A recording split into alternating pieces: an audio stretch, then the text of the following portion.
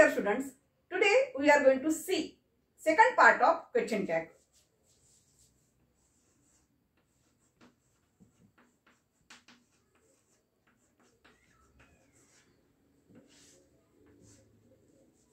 बघा विद्यार्थी मित्रांनो, कालच्या तासाला आपण first part of question tag बघितलेलं होतं. त्यामध्ये आपण जे काही टू बी फॉर्म आहे ज्याचा वापर आपण वर्ब म्हणून केलेला आहे, अशा वेळेस कशा प्रकारे क्वेश्चन टॅग करायचं तर त्याबद्दल माहिती जाणून घेतलेली होती. आजच्या तासामध्ये जर टू बी फॉर्म आलं असेल, जर वर्ब म्हणून त्याचा वापर होत असेल, पण नेमकं प्रोनाउन कोणतं वापरायचं, कसं वापरायचं याविषयी माहिती जाणून घेऊया. ठीक आहे, चला. नंबर 1,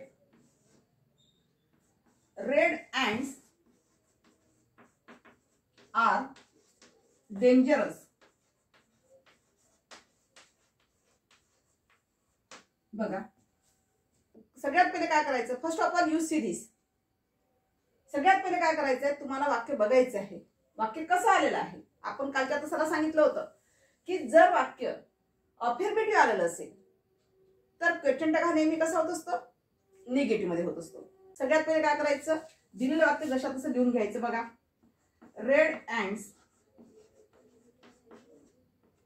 आर डेंजरस घेतला आपण. त्यानंतर कॉमा द्यायचा. कॉमा नंतर आपल्याला काय करायचंय, वाक्यात टू बी स्वरूप आलं का, किंवा हेल्पिंग वर्ब आला का, किंवा मॉडल ऑब्झर्व आला का, तर यापैकी बघायचं असते. या ठिकाणी तुम्हाला काय दिसते आहे, आर दिसतो आहे. तर या आरला इकडे घेऊन चला. आर घेतल्यानंतर वाक्य होकारार्थी आहे म्हणून क्वेश्चन टॅग नकारार्थी करायचं. आरण घेतल्यानंतर काय करायचं, हे जे सब्जेक्ट आहे त्या सब्जेक्टचं आपल्याला काय करायचं आहे, या ठिकाणी हा जो सब्जेक्ट आहे या सब्जेक्टचं प्रोनाउन यूज करायचं आहे. आता इथे सब्जेक्ट कोणता आलेला आहे, रेड ॲण्ड्स. कसं आहे, कशा प्रकारे दिसत आहे, सिंगुलर आहे, प्लुरल आहे, हाऊ इज इट, ते कसं दिसत आहे तुम्हाला, कसं आहे ते, सिंगुलर आहे का, नाही आहे, प्लुरल आहे. जर प्लुरल आलं असेल तर अशा वेळेस या सब्जेक्टचं प्रोनाउन काय होईल, दे होईल. शेवटी क्वेश्चन मार्क. म्हणजे तुम्हाला या पद्धतीने तुम्हाला या ठिकाणी क्वेश्चन टॅग करता येईल. बघा, आन्सर कसं झालेला आहे, red ants are dangerous aren't they. Red ants are dangerous aren't दे, अशा पद्धतीचं. Now see second sentence. This is very strange. बघा, हे वाक्य सुद्धा कसं आहे, दिलेलं वाक्य हे सुद्धा कसं आहे, अफर्मेटिव्ह सेंटेन्स आहे. कारण या वाक्यामध्ये कुठलाही निगेटिव्ह वर्ड्स आलेला आहे का, नाही आहे.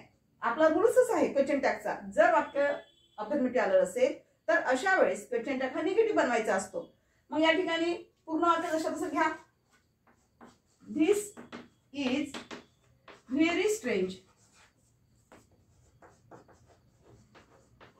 हे घेतल्यानंतर कॉमा द्यायचं. कॉमा दिल्यानंतर या ठिकाणी टू बी फॉर्म कोणतं दिसतंय तुम्हाला, जे आपण वर्ब म्हणून वापरला वाक्यामध्ये, पण आपल्याला नॉट लावायचं असल्यामुळे या ठिकाणी वाक्यात काय आलेलं आहे, इज आहे. म्हणजे हेच आपल्याला शेवटी क्वेश्चन टॅग करत असताना घ्यायचं असते. इथे इज आलेलं आहे. चला, इज याला निगेटिव्ह फॉर्म मध्ये करा, म्हणजे इजंट. आता बघा, सब्जेक्ट कोणता आलेला आहे, धिस. धिस हे प्रोनाउन आहे का, नाही आहे. तर अशा वेळेस धिस हा काय आहे, सिंगुलर प्लुरल. तर धिस हा सिंगुलर असल्यामुळे याचं प्रोनाउन काय होईल, इट होईल. म्हणजेच काय घ्यावं लागेल इकडे, इट, इजंट, इट, या पद्धतीने. बघा, याचं आन्सर कसं झालेलं आहे, this is very strange comma isn't it. म्हणजेच आपण काय लक्षात घ्यायचं आहे, क्वेश्चन टॅग करत असताना दोन गोष्टी जास्त करून लक्ष द्या. सगळ्यात पहिले दिलेलं वाक्य कोणत्या प्रकारात आलेलं आहे. जर अफर्मेटिव्ह सेंटेन्स असेल तर क्वेश्चन टॅग हा निगेटिव्ह करायचा असतो, म्हणजे नकारार्थी बनवायचा असतो. आणि त्याचबरोबर दुसरी गोष्ट काय लक्षात घ्यायची तुम्हाला, दिलेल्या वाक्यामध्ये जो सब्जेक्ट आहे तो सब्जेक्ट हा प्रोनाउन आलेला आहे का. जर प्रोनाउन आला नसेल तर कशा पद्धतीने प्रोनाउन काढायचं हे मी तुम्हाला आताच सांगितलं. त्या पद्धतीने लक्षात ठेवा. जर प्लुरल मध्ये सब्जेक्ट आला असेल तर अशा वेळेला त्याचं प्रोनाउन दे घ्यायचं. सिंगुलर जर सब्जेक्ट आला असेल तर त्या ठिकाणी त्याचं प्रोनाउन काय घ्यायचं आहे, इट घ्यायचं आहे. शक्यतो धिस दॅटच्या बाबतीमध्ये तुम्हाला लक्षात ठेवायचं आहे. ठीक आहे, चला. The bird is singing. The bird is singing. बघा द बर्ड इज सिंगिंग दिलाय. पूर्ण वाक्याचा शब्द पूर्ण घ्या. The bird is singing.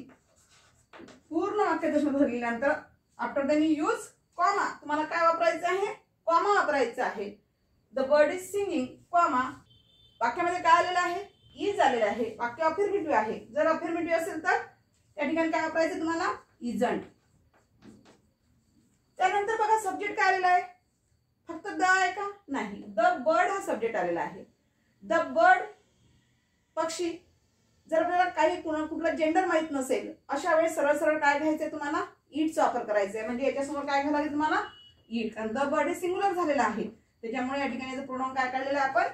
It वापरलाय. म्हणजे तुमचा क्वेश्चन टॅग कसा झालेला आहे? The bird is singing isn't it. ठीक आहे. चला next sentence. I am ready. दिलेलं वाक्य कसं आहे? अफर्मेटिव्ह सेंटेन्स आहे. पण कधीही लक्षात घ्यायचंय क्वेश्चन टॅग करत असताना काही सेंटेन्स एक्सेप्शन असतात. आता तुम्ही जर म्हटलं या ठिकाणी वर्ब काय आहे? एम आहे. जर तुम्ही आन्सर करत असाल याचं तर कसं होणार? I am ready. काही विद्यार्थी काय करतील? या ठिकाणी टू बीचं रूप एम आहे तर हे एमंट करतील. बरोबर आहे. एमला इकडे घेतील आणि इकडे एमंट करतील. राईट. पण हे उत्तर चुकीचं होते. रॉंग आहे. म्हणून तुम्हाला मी 2 सेंटेन्स देणार आहे जे की आय एम ने सुरुवात झालेलं असेल तर अशा वेळेस कशा पद्धतीने लक्षात ठेवायचं क्वेश्चन टॅग करत असताना ती गोष्ट लक्षात घ्या. बघा हे जर तुम्ही अशा पद्धतीने घेतलं तर हे उत्तर तुमचं काय होईल? रॉंग होईल. मग आपल्याला करेक्ट कसं काढता येईल? तर एकच गोष्ट लक्षात ठेवायचं की जर आय एम ची सेंटेन्सची सुरुवात झालेली असेल आणि पॉझिटिव्ह किंवा अफर्मेटिव्ह सेंटेन्स आलेलं असेल तर अशा वेळेस निगेटिव्ह ज्यावेळेस आपण क्वेश्चन टॅग तयार करतो त्यावेळेला त्या ठिकाणी आरंटचा वापर करायचा. चला तर म्हणजे कसं घ्यायचंय तुम्हाला या ठिकाणी? बघा आरंट घ्यावं लागेल. आरंट. बघा आय एम रेडी कॉमा. तर या ठिकाणी एमंट न घेता तुम्हाला काय घ्यावं लागेल? आरंट घ्यावं लागेल. हा एक्सेप्शनल रूल्स आहे. आणि त्यानंतर सब्जेक्ट कोणता आलेला आहे? आय आलेला आहे. आय हे काय आहे? प्रोनाउन आहे. आय हे प्रोनाउन असल्यामुळे या ठिकाणी जशा तसं शेवटी आय घ्यावं लागेल आणि शेवटी क्वेश्चन मार्क. ठीक आहे. चला नेक्स्ट सेंटेन्स.